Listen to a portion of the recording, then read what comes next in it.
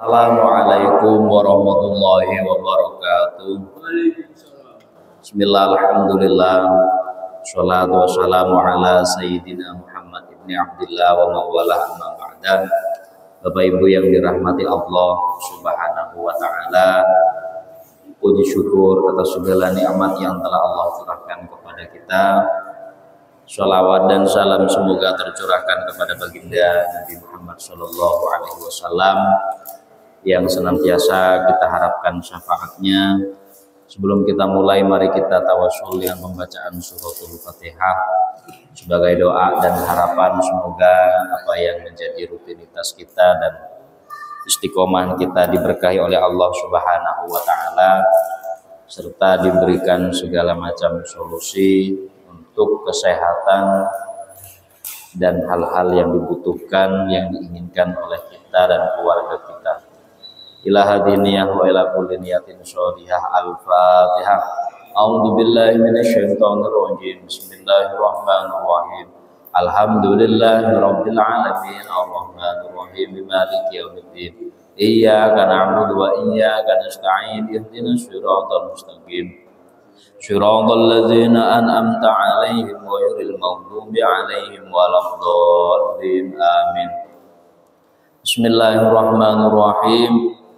Bapak Ibu yang dirahmati Allah Subhanahu wa taala, sebagai seorang manusia yang tentu tidak diberi pengetahuan atau intipan oleh Allah Subhanahu wa taala terhadap diri kita akan besok atau nanti hal-hal yang akan terjadi kepada kita semua.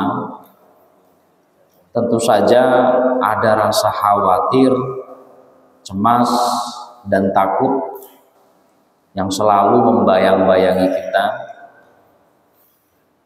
di mana kekurangan, kehilangan, dan lain sebagainya itu adalah satu dari sebagian banyak hal-hal yang ditakuti atau dikhawatirkan oleh kita.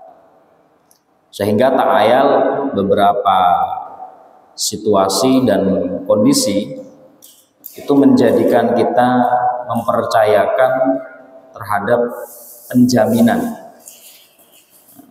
Jadi kalau kita memiliki misalkan asuransi kesehatan, jaminan untuk pendidikan, jaminan untuk hari tua, dan lain sebagainya, itu bukti bahwa manusia itu tidak mengetahui ma la yaf'alu indan, sesuatu yang akan mereka alami di depan. Sehingga dipersiapkan sedini mungkin, tujuannya tiada lain itu untuk lihat ma'innah, merasa sedikit tenang dan merasa sedikit damai bahwa hal-hal yang tidak terprediksi yang akan datang, baik itu biasa saja maupun hal buruk yang menimpa dirinya, setidaknya dia punya pegangan. Setidaknya dia punya pegangan. Sehingga hal tersebut menjadikan manusia yang tidak memiliki pengetahuan masa depan, tidak memiliki penglihatan masa depan, itu merasa tenang, sedikit merasa lebih tenang daripada bertanya-tanya. Nah, ketenangan itu yang sulit untuk didapat oleh kita sebagai manusia. Oleh karena itu Allah Subhanahu wa taala memberikan salah satu solusi agar supaya hati kita yang dipenuhi dengan kegelisahan, hati kita yang dipenuhi dengan tanda tanya, pertanyaan, keresahan dan lain sebagainya, itu minimal bisa tenang. Nah, salah satu yang dianjurkan oleh Allah Subhanahu wa taala itu dengan cara mengingat Allah Subhanahu wa taala atau yang lebih familiar kita kenal, yaitu dengan cara berzikir. Jadi berzikir itu bukan untuk supaya kita bisa suwuk mandiri, kita bisa ngobati orang dengan cuk sekali ngidoni langsung mandi, boten. Tujuan orang berzikir itu bukan supaya apa yang dia inginkan tercapai, bukan sebenarnya, bukan. Lalu tujuan orang berzikir itu agar jadi orang yang top, jos misalnya, bukan. Jadi tujuan orang berzikir itu kepada Allah Subhanahu wa taala tiada lain dan tiada bukan lihat ma'inna qalbah.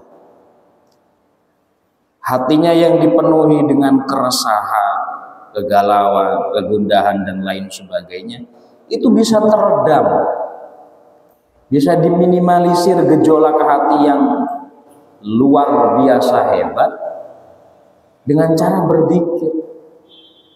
Mengapa efek dari berzikir itu bisa lihat ma'inna qalbah?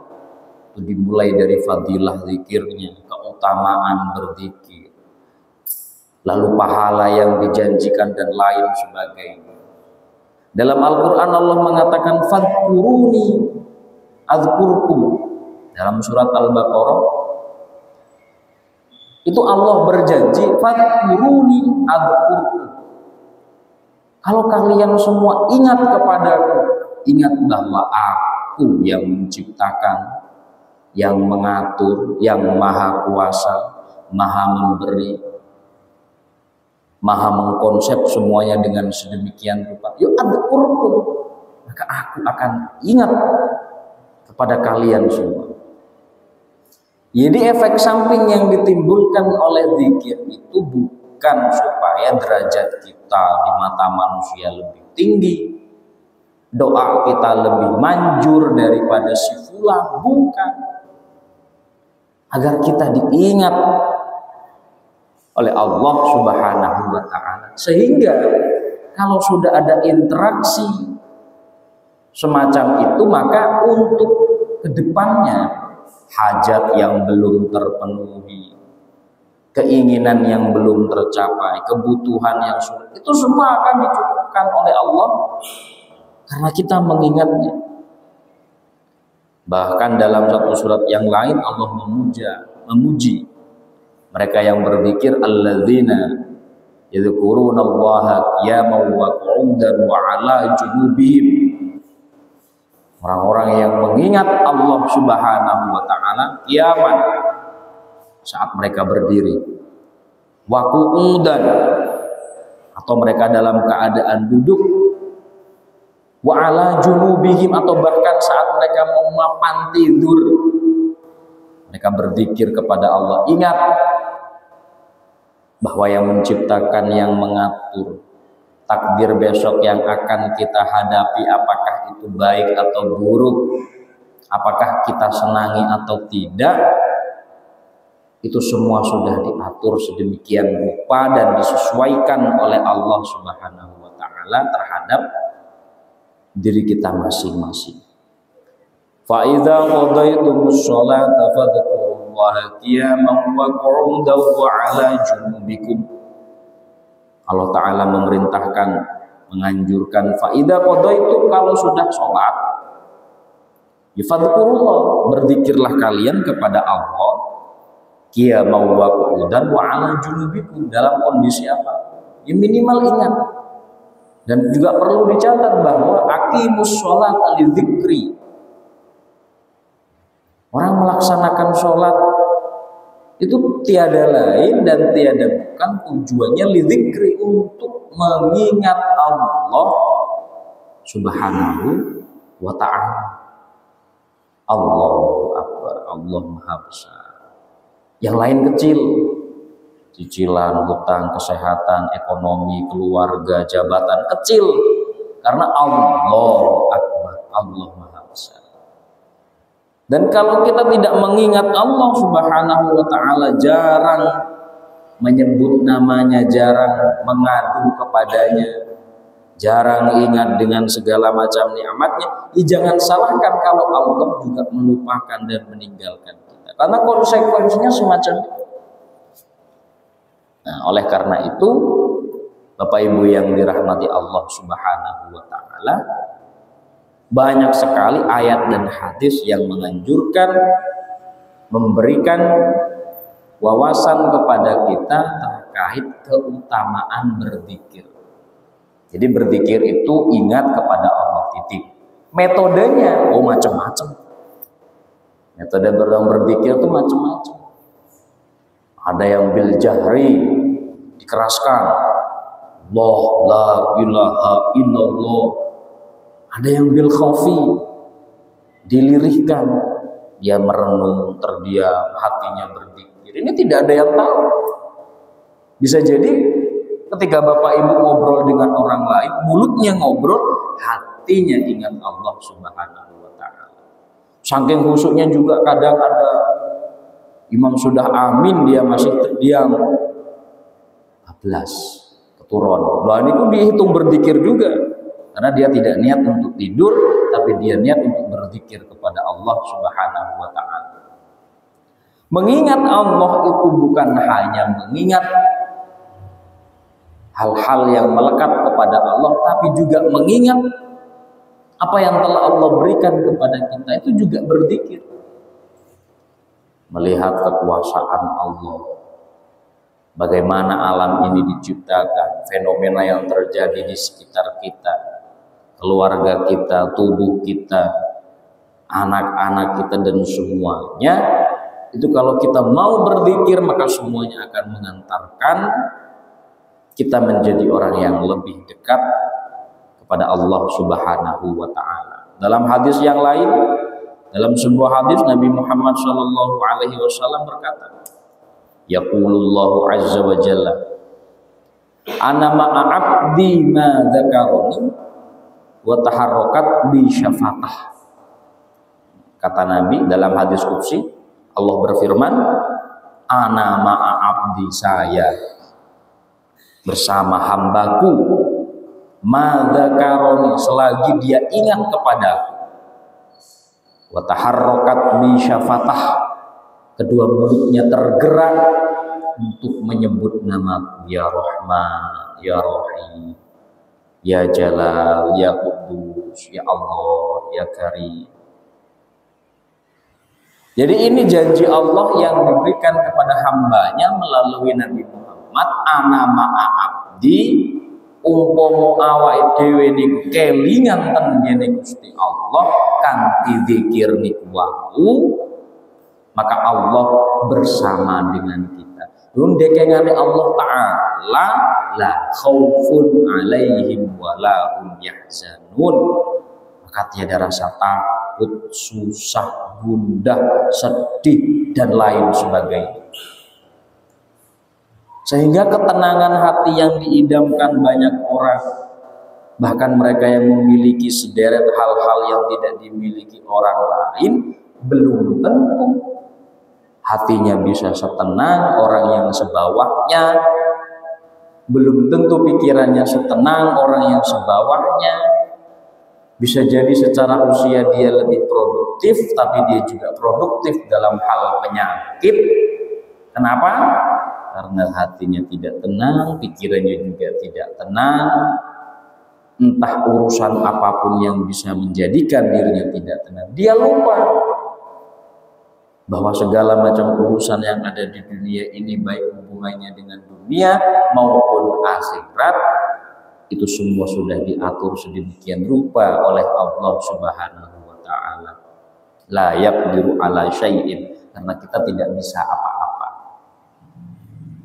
Makanya kita kembali lagi ke awal. Sedikit ketenangan yang diberikan karena kita sudah terjamin dengan jaminan yang kita miliki. Garansi. Garansi itu tujuannya memberikan ketenangan terhadap pemilik sesuatu yang digaransikan. Kok kedepannya ada hal-hal yang tidak diinginkan sehingga dia bisa lebih tenang. Kita juga gitu. Garansi kita, ketenangan kita, kehidupan kita itu tiada lain, tiada bukan yang telah menciptakan kita. Kok tidak? Kok kita sebagai yang diciptakan tidak ingat terhadap penciptanya, maka jangan harap kita mendapatkan garansi dari ketenangan tersebut.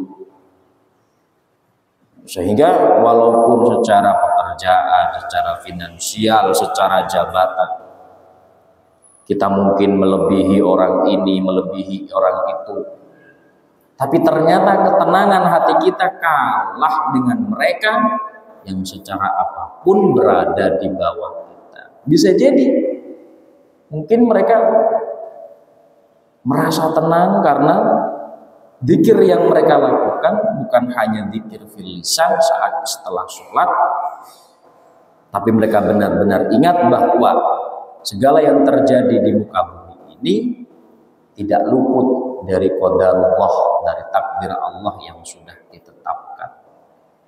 Karena ketenangan itu mahal dan luar biasa sulit, apalagi di zaman sekarang. Luar biasa sulit untuk kita dapatkan. Man ahabba ayyar ta'fi riyadil jannah al yuksir zikrullahi azza wa jalla. Barang siapa, kata Nabi, barang siapa yang ingin kelak di surga, dia memiliki taman sendiri yang begitu indah, yang belum pernah dilihat oleh manusia manapun, belum pernah dinikmati oleh siapapun, belum pernah diceritakan oleh siapapun. Fal yuksir zikrullahi azza wa jalla. Maka perbanyaklah berzikir kepada Allah Subhanahu wa ta'ala. Zikir itu bukan seperti sholat yang punya syarat dan rukun, tidak seperti puasa punya jam-jam tertentu, tidak. Setiap waktu kita bisa mengingat Allah, baik melalui teman kita, baik melalui ciptaan Allah, hewan yang telah dititipkan kepada kita, keadaan alam yang sedemikian rupa, itu semua bisa mendekatkan, menjadikan kita ingat zikir kepada Allah Subhanahu wa ta'ala. Walaupun Nabi Muhammad mengajarkan ada beberapa aurat yang maksur. Aurat itu adalah wirid atau zikir yang maksur, yang memang diajarkan langsung oleh baginda Nabi, seperti bacaan tasbih, tahmid, tahlil. Itu semua zikir yang memang diajarkan oleh baginda Nabi. Dan seterata zikirnya, kata para ulama, zikir yang paling utama kalau ingin diamalkan, dijadikan amalan setiap hari, ya tentu yang sudah diajarkan oleh baginda Nabi. Tasbih, tahmid, subhanallah wa bihamdihi, subhanallahil azim, Allahu akbar, la ilaha illallah. Zikir-zikir itu karena memang sudah diajarkan Nabi langsung. Kalaupun yang lain dengan tata cara yang sedemikian rupa, itu semua tergantung pengalaman, experience yang dimiliki oleh personal masing-masing. Jadi mana yang lebih utama zikir? Ya tetap la ilaha illallah. Karena selain berzikir, lafaz tauhid tersebut menegaskan keberadaan manusia sebagai hamba yang tidak punya apa-apa, dan dia bisa melakukan segalanya, mengupayakan segalanya kalau sudah ditakdirkan oleh Sang Pencipta. La ilaha illallah. Dia tidak menuhankan uangnya, dia tidak menuhankan jabatannya, dia tidak menuhankan ilmunya, dia tidak menuhankan ibadahnya. Karena la ilaha illallah, tiada yang patut untuk diminta dan disembah kecuali Allah Subhanahu wa ta'ala. Afdhalul dzikri la ilaha illallah. Dan semoga Bapak Ibu yang dirahmati Allah Subhanahu wa ta'ala, kita senantiasa dijadikan orang yang ingat kepada Allah, dan saat kita dipanggil oleh Allah, kalimat terakhir yang kita baca adalah kalimat tauhid, la ilaha illallah. Amin Allahumma amin. Ya, hal itu bisa diupayakan dengan pembiasaan. Nengkulinane miso kalimat tauhid arep dadi pungkasan, nggih angel. Tapi nek kulinane masya Allah, Allahu Akbar, subhanallah, la ilaha illallah, maka menjelang detik-detik di mana dia akan diambil oleh Allah, maka kalimat itu yang menjadi kalimat husnul khotimah, kalimat terakhir yang dia ucapkan di dunia, sehingga dia dipanggil oleh Allah dalam keadaan mukmin, muslim dan bertauhid, meninggal dalam keadaan husnul khotimah. Amin Allahumma amin. Bapak Ibu yang dirahmati Allah Subhanahu wa taala, sekali lagi keutamaan berzikir itu bukan untuk menjadikan kita orang yang jos, top dan lain sebagainya, tidak. Bukan menambah pundi-pundi rupiah dan saldo kita, tidak. Menjadikan kita tambah punya ilmu juga, tidak. Tapi berzikir itu tiada lain mengingat kembali siapa kita, dan kita memiliki Tuhan yang wajib kita sembah, yang wajib kita mintai pertolongan, dan kita percaya akan takdir yang sudah digariskan. Tujuan zikir itu semacam. Jadi kalau sudah melenceng dari itu, maka bahaya. Ketauhidannya itu akan goyah. Semoga Bapak Ibu yang dirahmati Allah, semoga senantiasa kita semua mendapatkan hidayah dan ma'unah dari Allah untuk selalu mengingatnya. Amin Allahumma amin. Bapak Ibu yang dirahmati Allah Subhanahu wa taala, kiranya demikian yang dapat kami haturkan. Semoga ada manfaatnya, kurang lebihnya kami pribadi mohon maaf. Wallahul muwaffiq ila aqwamit. Assalamualaikum warahmatullahi wabarakatuh. Waalaikumsalam.